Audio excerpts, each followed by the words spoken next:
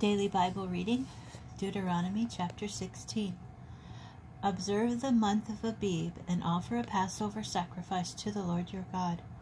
For it was in the month of Abib at night that the Lord your God freed you from Egypt. You shall slaughter the Passover sacrifice for the Lord your God from the flock and the herd, in the place where the Lord will choose to establish his name. You shall not eat anything leavened with it. For 7 days thereafter you shall eat unleavened bread, bread of distress. For you departed from the land of Egypt hurriedly, so that you may remember the day of your departure from the land of Egypt as long as you live. For 7 days no leaven shall be found with you in all your territory, and none of the flesh of what you slaughter on the evening of the first day shall be left until morning. You are not permitted to slaughter the Passover sacrifice in any of the settlements that the Lord your God is giving you, but at the place where the Lord your God will choose to establish his name.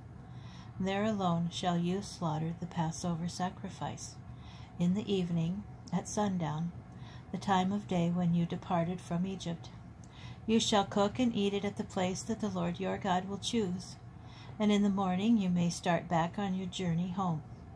After eating unleavened bread 6 days, you shall hold a solemn gathering for the Lord your God on the 7th day.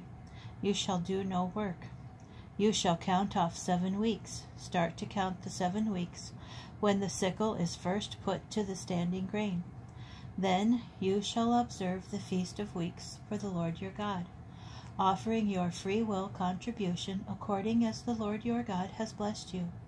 You shall rejoice before the Lord your God with your son and daughter, your male and female slave, the Levite in your communities, and the stranger, the fatherless, and the widow in your midst, at the place where the Lord your God will choose to establish his name. Bear in mind that you were slaves in Egypt, and take care to obey these laws. After the ingathering from your threshing floor in your vat, you shall hold the Feast of Booths for 7 days. You shall rejoice in your festival with your son or daughter, your male and female slave, the Levite, the stranger, the fatherless, and the widow in your communities. You shall hold a festival for the Lord your God 7 days, in the place that the Lord will choose.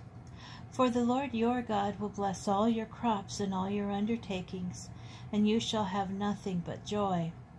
3 times a year, on the Feast of Unleavened Bread, on the Feast of Weeks, and on the Feast of Booths, all your males shall appear before the Lord your God in the place that he will choose.